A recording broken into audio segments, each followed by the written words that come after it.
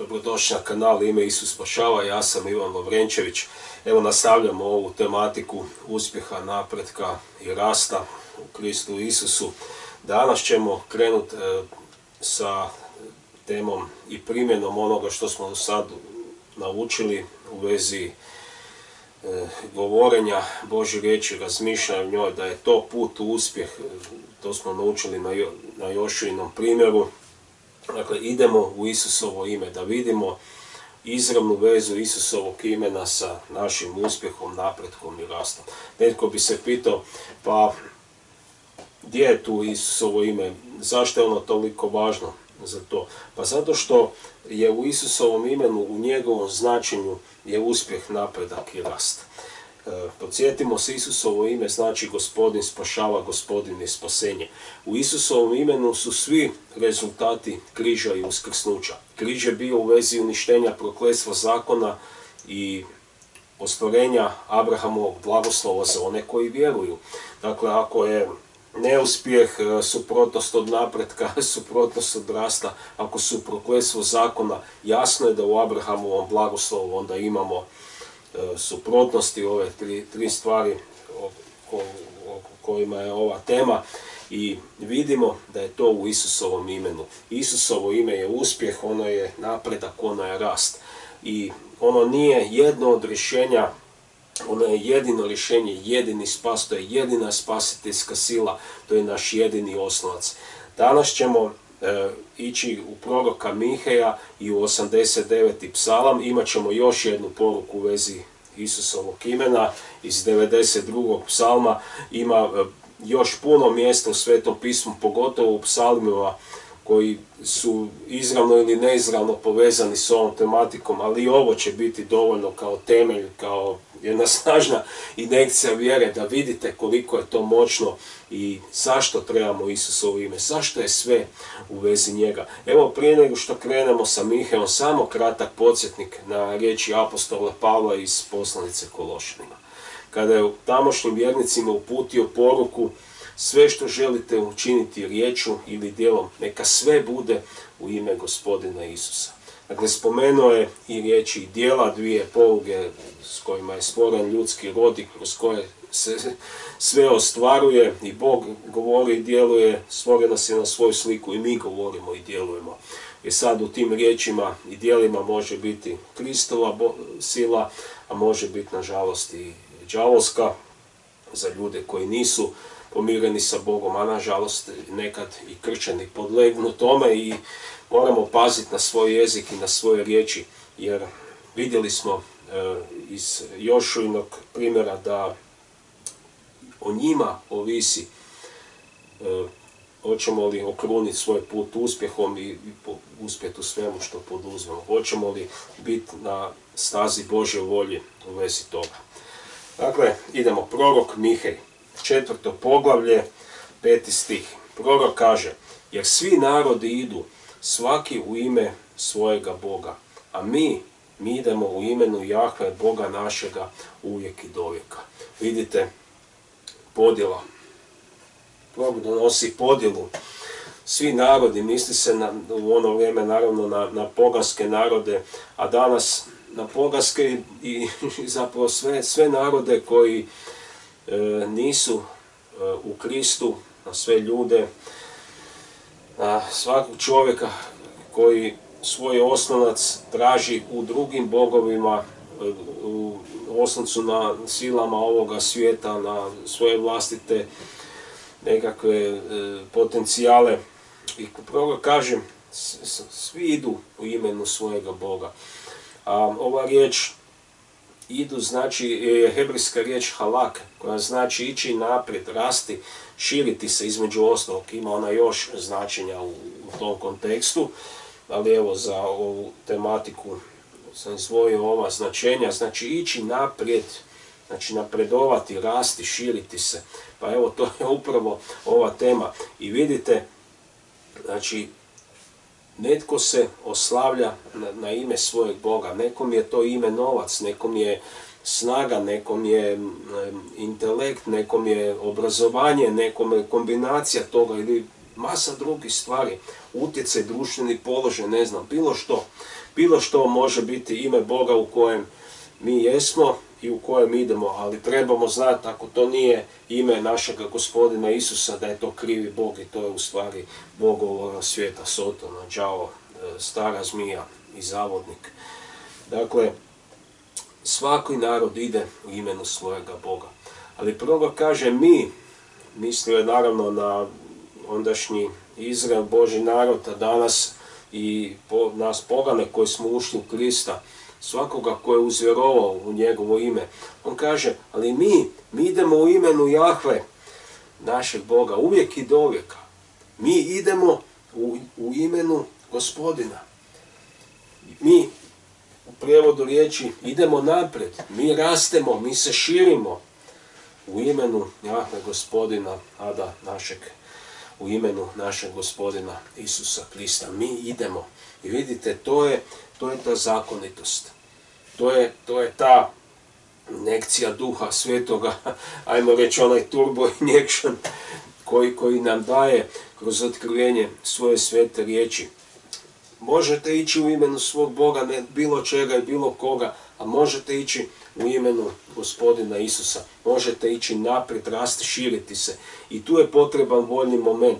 Bog nam je objavio svoju volju, dao nam je svoju podršku, dao nam je sad u Novom Zavjetu i silu koja je podigla Krista od mrtvih, dao nam je uskrsni položaj na nebesima sa njim. Znači nismo samo primili silu uskrsnuća, mi smo primili i postavljeni smo na uskrsni položaj.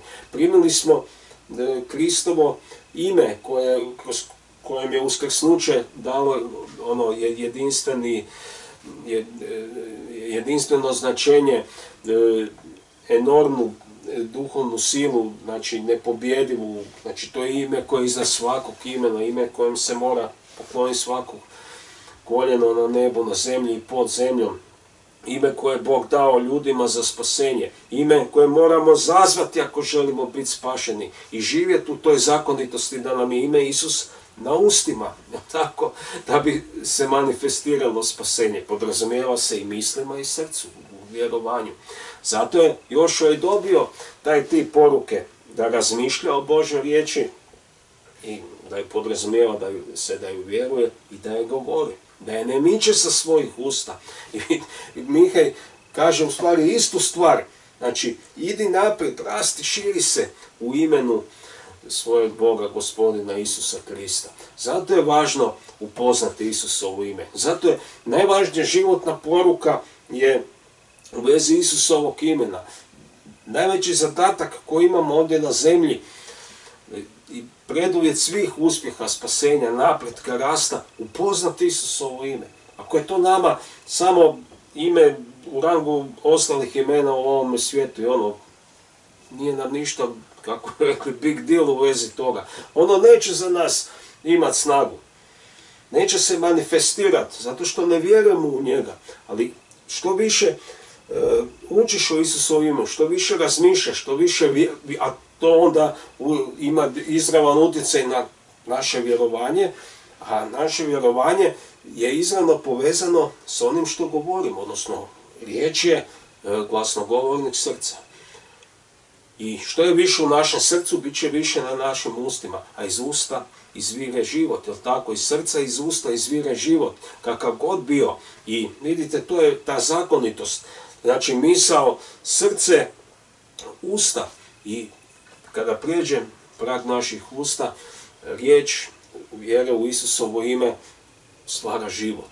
To je ono što Ivan kaže na kraju svog evanđelja u 20. poglavlju 31. stihu, da vjerujući imamo život u njegovom imenu. Znači, moramo biti u stalnoj vjeri, u stalnom kretanju da bismo imali život u Isusovom imenu, da bi se on manifestirao. Samo kad povežete tih nekoliko stihova ili pasusa, vidite da je to vrlo jednostavno i da je stvar stavljena u zakonitost. Ne ono sad da mi idemo nekom svojom snagom ili pokušavamo osmisliti neka rješenja. Rješenja su već realizirana kroz križ i uskrsnuće. Mi danas nismo u poziciji niti u pozivu da smišljamo rješenja, već da gotova rješenja, kako bi se ono reklo, gotovo jelo, gotov proizvod, samo stavimo u funkciju kroz svoju osobnu vjeru. Isuse, ti si to učinio na križu u vezi bilo čega i uskrsnuće od mrtvih. Ja to stavljam u pogon kroz svoju vjeru, kroz riječ vjere koju govorim, koja je na mojim ustima. Sada je to Isusovo ime, a da ne bi bilo zabune kod nekog, moramo govoriti Božju riječ, Isusovo ime, znači pismo stavlja znak jednakosti između Božje riječi i Isusovog imena u knjizi Otkrivenja. Znači kad kažete Isusovo ime ili propovijedate o njemu, to je kao da propovijedate od Božje riječi. Jer riječ govori, svjedoči o imenu, otkriva ga. A isto tako i Božja riječ je vezana uz ime. To vidimo u knjizi Otkrivenja.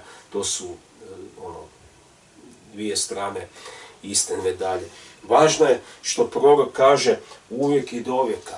Znači vidite, prorok nas upućuje kroz ovu objavu da ne budemo periodični vjernici. Da ne budemo ljudi koji evo u ponedjeljak ću vjerovat, u Isusovo ime idem jako, početak je tjedna, ali već utorak malo popuštam, na sredini tjedna u srijedu već sam se ispuhao, već postajem klimav, sumnjičav i u četvrtak već se rušim i dolazi vikend, petak, potpuno sam potonuo, pao. Ne, Bog želi da mi budemo u stalnom uspjehu, u stalnom napretku i u stalnom rastu. Uvijek i dovijeka, da to postaje naš životni stil i da mi rastemo iz trenutka u trenutak. Da današnje otkrivenje bude temelj sutrašnjem danu i da u sutrašnjem danu budemo jači, uspješniji, napredniji, moćniji, ofenzivniji nego što smo danas. Znači sutra bi svako od nas trebao biti jači nego danas. Moćniji, proširiti se, imati jače otkrivenje o tim stvarima, ćemo dalje u serijalu. Vidite, to je Božja volja. Važno je znati Božju volju. Važno je znati što on želi i na kakvu putanju kretanja nas je on postavi u vjeri. Ako mi mislimo da je vjera stagnirajuća, da je to dosegnem neku razinu i sad dalje ne moram nešto posebno ostvarivati, promašili smo. Bog želi da idemo stalno naprijed, jer on uvijek ima najbolje za nas. Znači svaki aktualni trenutak je najbolje za nas i tu je Isusovo ime stalno u pogonu i kada se držimo njega, kada je ono na našim ustima, mi smo pobjednici, mi smo ljudi koji napreduju, koji rastu, koji se šire, koji su u stalnoj ekspanziji, koji su ofenzivni, koji se ne zadovoljavaju onim dobrim sada, već žele najbolje. I u idućem, u stvari u svakom aktualnom trenutku mi želimo najbolje. Jer ako vjeruješ u Isusovo ime, uvijek vjeruješ u najbolje, jer ono se ne mijenja. Ono ima puni kapacitet spasenja i zašto bi sad išli parcijalno, zašto bi sad rekao, pa dobro, ne znam, vjerovat ću u komadić evanđelja, u neki tamo mali dio. Zašto? Zašto ne bismo vjerovali u sve? Jer moramo vjerovati u sve, da bi sve djelovalo u našem životu. No to je sad jedna druga tema. Idemo vidjeti koja je moć Isusovog imena na našim ustima. Postoje puno formi vokalnog izražavanja Isusovog imena. Psalmi su prepuni toga. Kažem, ja sam izdvojio ovdje neke stvari da na to bude temelj. Jer ljudi o tome rijetko kad čuju poruku i onda je kriva riječ na njihovim ustima, upravo ono što ne bi trebalo biti. A idemo vidjeti i otkriti ovo blago Božje riječi u vezi ove tematike. Kažemo, ako to prisvojimo vjerom i ako odmah počnemo prakticirati, mnoge stvari će se na glavačku okrenuti u pozitivnom smislu. Pokrenut ćemo se moćno, vidjet ćete, ići ćemo sa silnom novom duhovnom energijom, elanom, optimizmom duhovnim. Stvari koje su nam se činile velike, možda neke problemi, najedanput ćemo ih vidjeti u pravom svjetlu, da su to mali problemi, ništavni, a da je naš Bog velik, ogroman, nepobjediv, da je Isusovo ime iznad svake imenovane sile u ovom svijetu, čak i tog potencijalnog problema, neke situacije, i vidjet ćemo sebe u tom imenu. To nije ime od kojeg smo mi izdvojeni, mi smo nazvani tim imenom, prema prorocima Izaiji i Jeremiji. Nazvani smo Isusovim imenom u Kristu. Ako smo dio njegovog tijela, primili smo i njegovo ime. Ono je naš zaštitni znak, da tako kažem. To je naš pečat, to je ono po čemu smo prepoznati u duhovnom svijetu. Đavo to zna i on drhti od nas.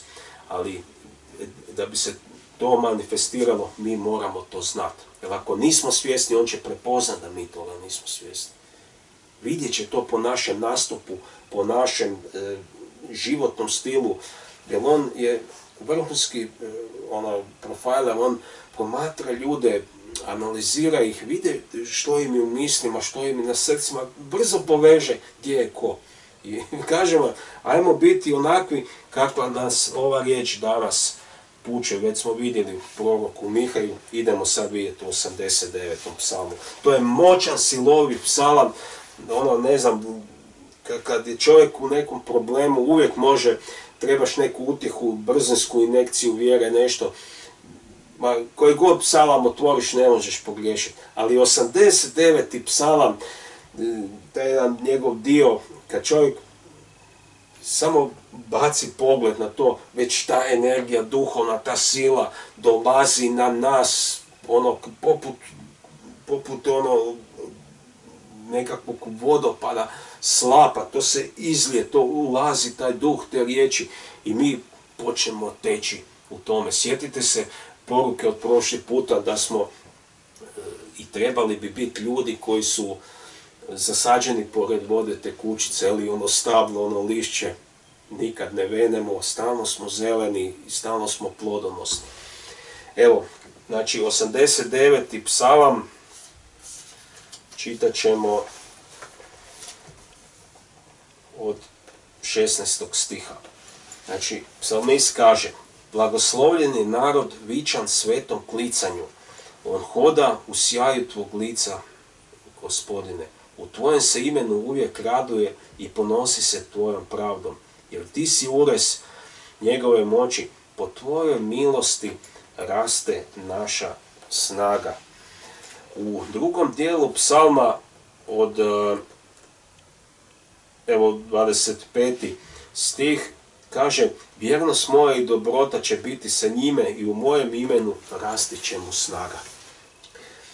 Ako postoji poruka u vezi vjere, koja je krucijalna, znači da morate izdvojiti jednu poruku, a nije lako, jer vjera je u vezi vremena u kojem dijelu, to će biti tema u vezi sa izvora vjere, Božja riječ, a ne ljudske filozofije, mudrovanja, tradicije. Znači, jedna poruka, da ju morate izdvojiti onu jednu, ajde, nešto naj fundamentalnije. To je govor vjere. I uvijek bi rekao, da me neko pita i uvijek kažem zapravo, govor vjere. Najvažnija poruka. Jer ako nju savladamo, onda će i vrijeme vjere i izvor vjere i iz nevidljivog u vidljivo kretanje, znači sve drugo će sjesti na mjesto puno lakše. Ako nemamo razumijevanje te poruke i djelotvornu primjenu, onda ni ovo neće funkcionirati. Znači jednostavno, govor vjere i forme vokalnog izražavanja vjere su najbitnije za vjeru. Znači to je poruka broj 1 koju trebamo čuti i s kojom trebamo krenuti u duhovni život. Najvažnija poruka. Pogledajte, i psalmi su ih prepuni. Pogledajte, znači, psalmist kaže: blagoslovljen je narod vičan svetom klicanju, ili koji zna sveto klicanje. Evo, pogledat ćemo to u ovom prijevodu Varaždinske Biblije, to je tamo onda stih pomaknut da vas ne zbuni. Znači, blažen je puk koji poznaje klicanje. Gospodine, takvi će hoditi u svjetlu tvojega lica. Ista stvar je objavljena, samo malo stilski drugačije. Znači, koji je vičan svetom klicanju. Što je klicanje? Klicanje je energični vokalni izražaj. To je skandiranje, doslovno navijačko skandiranje. To je pandan u ovome svijetu kad nogomet navijači navijaju za svoje klubove, ali najviše u nogometu to nekako prisutno. Znači, to skandiranje, to pjevanje, to objavljivanje ritmično, vrijednosti iza koje ti ljudi stoje, te navijačke grupe i dobro, sada ne idemo u to, ali to je duhovni princip, nažalost u ovome svijetu, za krive stvari i krive vrijednosti, ali je preneseno u te sadržaje.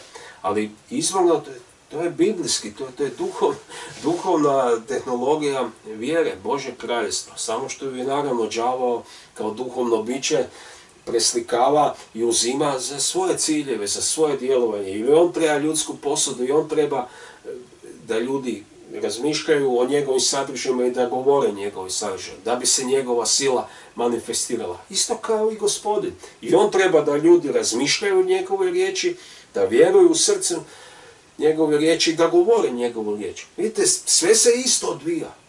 I u Božjem i u Sotoninom kraljevstvu. Sve se isto odvija. Potpuno isti način funkcioniranja. I važno je znači da Božji narod, a to smo mi danas u Kristu, da smo vični ili da znamo sveto klicati. I da ne samo da znamo, nego da to činiti, nego da znamo što to ostvaruje. Vidite, vjera, znači Božja riječ uvijek objavljuje rezultat vjere. Što ona postiže. Znači nikad to nije maglovita priča. Kad god čujete neku poruku kao kršćansku, ali sve nešto u magli, daš vjeruješ, pa suverena Božja volja, pa ovako, onako, prekrižite to u startu, to nije od Duha Svetoga. Isusovo učenje vjere apostola, duhovni zakon koji smo vidimo kroz proroke, kroz cijelo pismo, uvijek su jasni. Uvijek se kaže ako činiš to i to, dogodit će se to i to. Rezultat je taj i taj. Uvijek je konkretno, precizno da mi odmah znamo, aha, ako se pokrenem u smjeru u kojem me Božja riječ upućuje. U ovom slučaju je što? Sveto klicanje. Čega? Isusovog imena. Ne Isusovo ime na mojim usnama. Da kličem tvom imenu, da proklamiram njegovo ime. Kada se neprijatelj postroji, da proklamiram njegovo ime, da pjevam njegovo ime, da izazovem užas u neprijateljskim redovima, jer oni mrze tu pjesmu, mrze to skandiranje, mrze vjeru u Isusovo ime, jer nemaju oružja protiv nje. Pačete.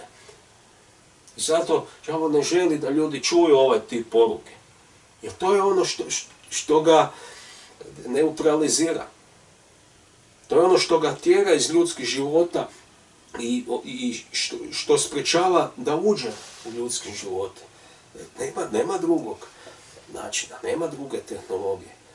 Znači, on će hodat u sjaju tvog lica, Gospodine. Vidite kad sve to kličete, na primjer Božju riječ, ali evo sad konkretno Isusovo ime za ovu temu. Znači, mi samo kad to počnete činiti, to je riječima i teško opisati.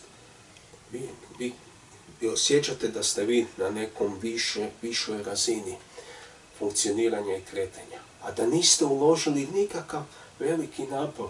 Vi samo kličete, vi samo puštate u vidu klicanja, skandiranja Isusovo ime prema van. I ono vas što diže, vidjet ćemo to kasnije. Diže vas atmosfera, vi osjećate da vi jačate, doći ćemo na to. A da ono ispred vas slabi.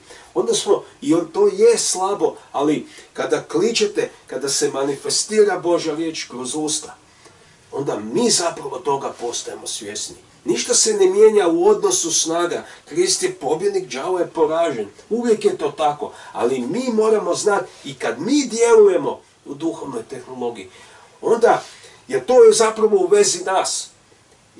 Naša proklamiranje i skandiranje, klicanje Isusovom imenu neće njega učiniti ni za milimetar moćnijim, silnim od đavolskih sila koje je onako pobjedio. Omjer je uvijek isti i bit će isti, ali mi se mijenjamo, mi postajemo toga svjesni i to je ta sila duhovna u njegovom imenu, sila križa i uskrsnuća počinje nas nositi. O tome se radi, to je zbog nas. Znači, to je zbog nas. Hodat ćemo u sjaju mog lica, Jahve ili Gospodine. Pa ko to ne bi želio? Pa ko ne želi hodati u sjaju njegovog lica? I evo vidite, Bog nam kroz svoju riječ objavljuje kako. Uvijek nam objavljuje kako. Nema priče o suverenosti, o lila, nikad ne znaš na čemu si. Ne, Bog kaže, ako znaš nauči sveto klicanje, počni danas klicati Isusovo ime. Kliči Božju riječ, nemoj je micat sa usta. Pavao kaže, sve što želiš činiti riječi ili djelom, čini u ime Gospodina Isusa. Neka ti ono 1.000.000 puta bude dnevno na ustima. Ne u smislu da to činiš ko papagaj, nego sa vjerskim razumijevanjem i ti se voziš na njegovom imenu, na toj sili. Nepobjediv si. Ništa te ne može zaustaviti. To je način života koji je Bog predvidio za nas u Kristu. A ne crkvena religija, ne kukanje, stenjanje, ni ono Bože gdje si i kad ćeš se pokrenuti. To nisu izričaj Duha Svetog. Znači, nisu. Pogledajte sad ovo. Što će učiniti sveto klicanje još? Učinit će da se uvijek radujemo u njegovom imenu. Poruka radosti je jako zanemarena danas. Ili kod nekih ljudi i crkvenih organizacija, organizirane religije čak im su razvili određeni skepticizam i čak negativan stav u vezi radosti. Ja sad ne govorim o nekakvim stvarima da se ljudi krevelje i nerazumno postupaju. To nije Božja radost. Mi možemo imati i suze u očima, a biti najradosniji ljudi na ovome svijetu. Možemo biti u tamnici zbog vjere kao apostoli knjizi djela i radosno pjevati klica Gospodinovu imenu. Vidite, dogodit će se radost. U tvom se imenu uvijek raduje. Radost je velika biblijska tema. Ja ću sad samo reći neke stvari. Recimo, prorok Nehemija, kada je bio u svojoj situaciji, nećemo sad o tome, narodu je rekao, kada shvatite, odnosno kada je narod shvatio riječi koje su mu objavljene kroz njega, velika je radost došla na njih. I on je rekao da je radost Gospodinova vaša snaga. I to je univerzalno, znači to vrijedi za svakog ko vjeruje. Znači, Božja radost je naša snaga. A vidite, kad govorimo o uspjehu, napretku i rastu, to je vrlo rijetka poruka, zanimljivog, toliko je važna, a toliko se rijetko propovijeda. Mi imamo potpuno izokrenute prioritete i razumijevanje važnosti. Znači, ono što je važno, što je vitalno za vjeri, o tom se malo propovijeda. Pa zašto se malo propovijeda? Zato što je malo ljudi u tome. Malo je ljudi u tome. Ljudi su u religiji crkvenoj, u denominacijama, u probuđenjima, u religioznom trešu. Ljudi funkcioniraju u stvarima u kojima nisu funkcionirali Kristi, apostoli, proroci, koji su potpuno nebiblijske, a sve ide pod egidom kršćanstva vjere. Vidite, radost je naša snaga. Kraljevstvo Bože, kako kaže Pavao, između ostalog, i u radosti po Duhu Svetome. Radost vidimo i u knjizi djela kada su vjernici djelovali u sili Isusovog imena, na primjer Filip u glavnom gradu Samarije, kada je istjerivo zle duhove, kada je liječio ljude, propovijedao evanđelje, kada se Duh Sveti moćno pokrenuo kroz njegovu vjeru, kaže da je nastala velika radost u tom gradu. Naravno da je nastala kad su vidjeli da bolesti nisu tako strašne ako se stavi vjera u Isusovo ime. To je jedan čovjek. Znači, vidjeli su zle duhove koji napuštaju ljude, vidjeli su moćna čuda, vidjeli su još i puno stvari koje nisu zapisane.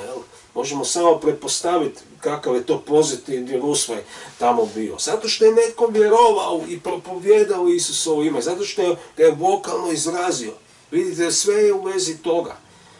Sve je u vezi toga. Da, velika radost. I vidite, radost je izravno vezana uz uspjeh, napredak i rast. Čovjek mora, vjernik, mora biti u atmosferi radosti. Stalno. Kako i Pavao kaže, radujte se uvijek u Gospodinu, da ponovim, radujte se. Ne kaže to bez veze niti slučajno ili pao mu je na pamet. Rekao je to po nadahnuću Duha Svetoga. Zašto? Pa zato što kada ste u radosti, u Božoj radosti Duha Svetoga, bez obzira na okolnosti, kaže, možda su vam suze u očima, ali ste radosni. Radosni ste iznutra. Ta radost nije nužno vezana u smijeh i da ćemo skakati. Bit će i toga, nekad se tako manifestira, možda i većinom, ali uvijek se radujte. Zašto? Zato što kad je čovjek u Božoj radosti, on onda ima potencijal i oslonac, odskočnu dasku za napredovanje, za rast, uspjeh, napredovanje i rast. Samo radostan čovjek u Duhu Svetome može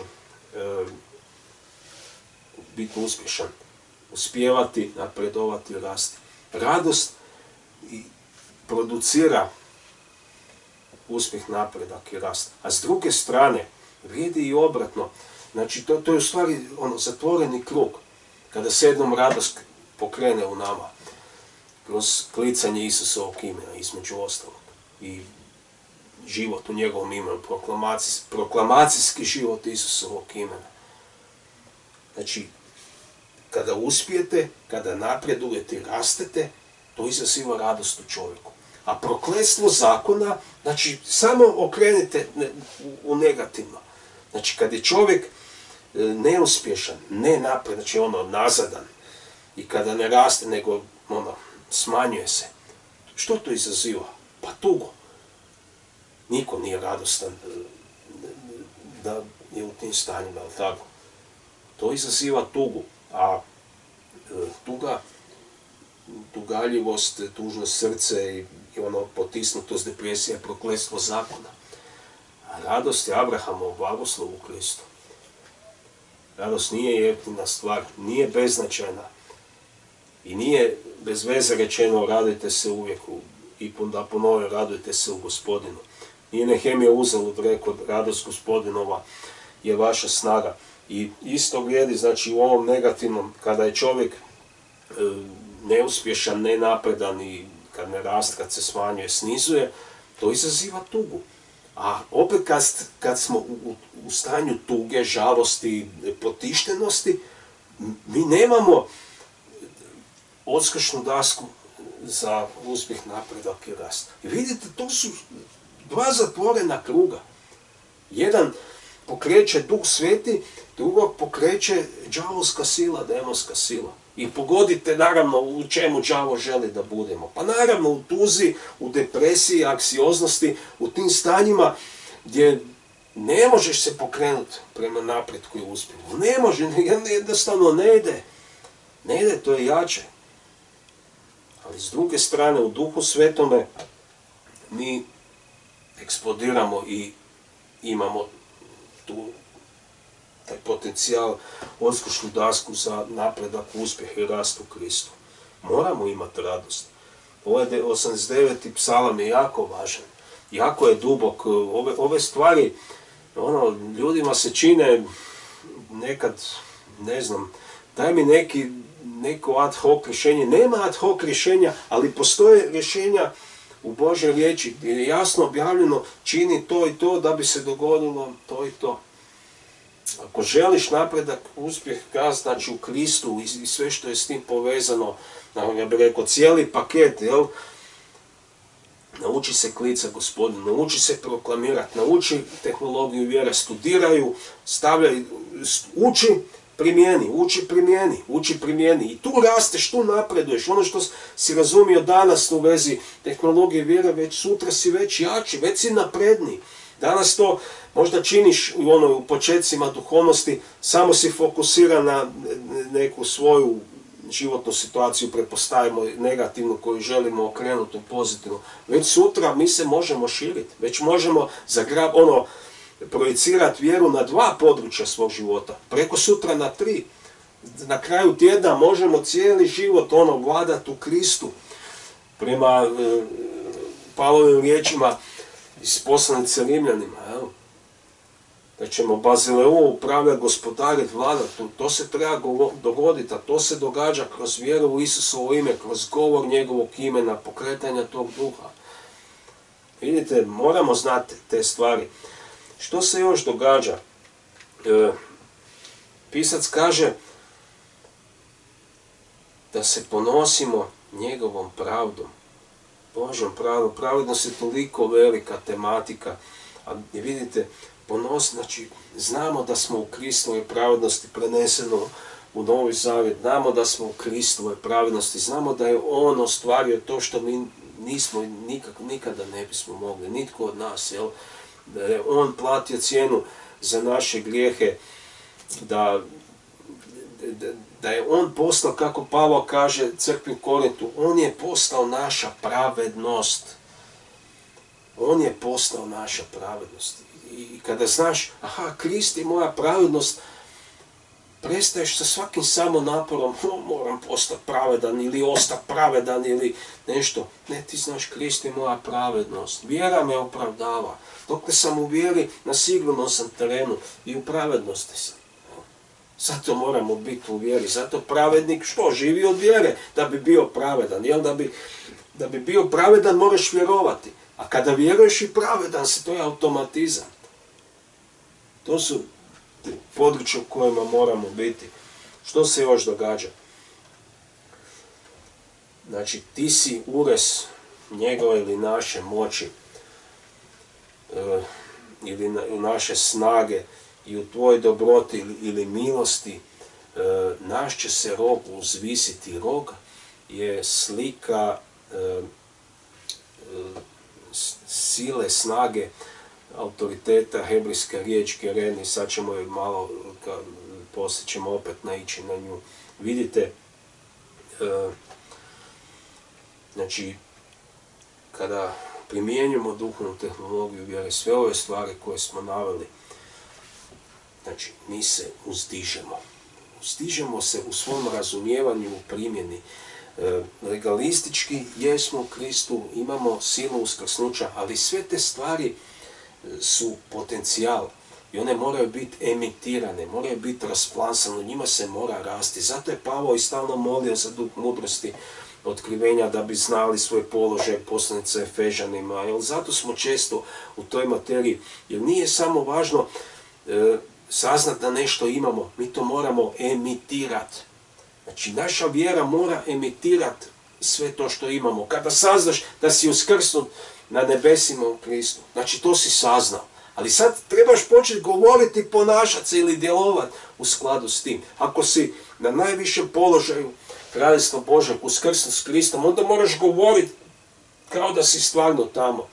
Shvaćate? A ne da mi tamo jesmo, ali naša vjera je slaba u to i možda samo to znamo, ali govorimo ko da smo prizemljeni, ko da je đavo iznad nas i demoni, ko da su oni jači od nas. A oni su pod našim nogama, jer smo mi na prijestolju kraljevstva. Oni su ispod nas. Mi smo u Isusovom imenu koje je jače od svakog imena u ovome svijetu. Od svake imenovane sile. Od svakog demona, poglavarstva, vlasti, od teritorijalnih demona, od demona koji nastanjuju tijela, od prinčeva tame, od svih njegovih sila i legija smo jači u njegovom imenu.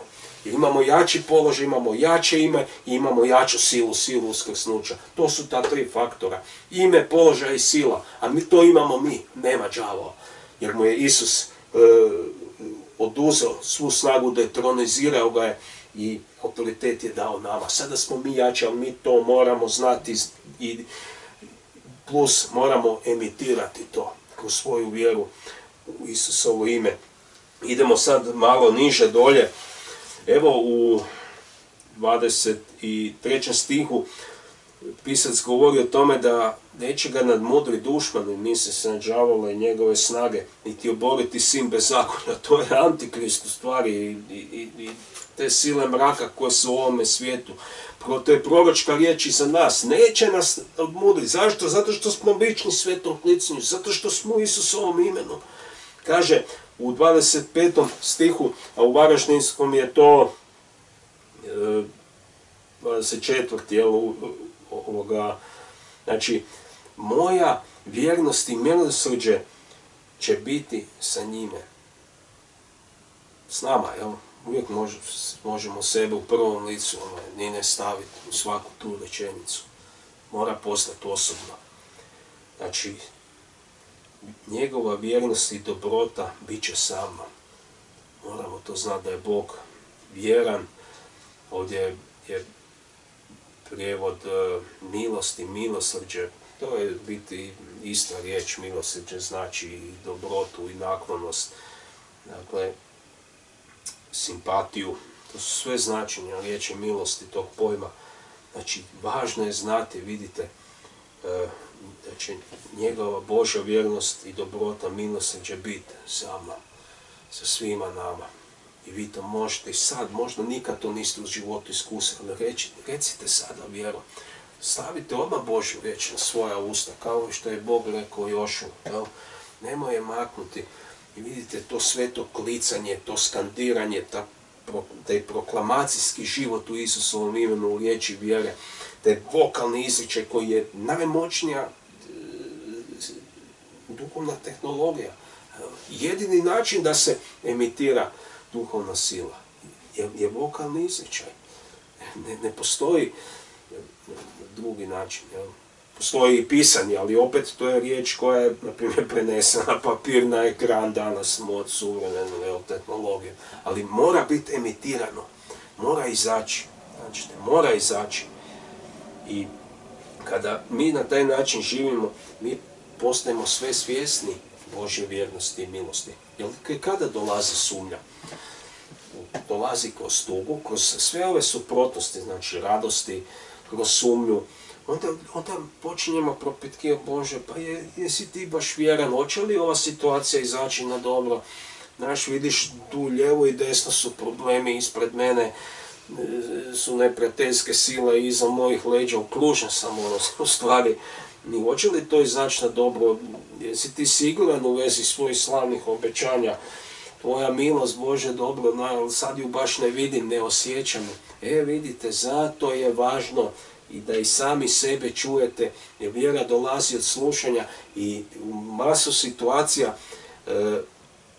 bit ćete sami sebi i moramo biti sami sebi najbolji propovednici. Tu Sveti će naša usta iskoristiti ne samo za emitiranje sile vjere protiv neprijateljske sile, već i za nas, da nas ojača.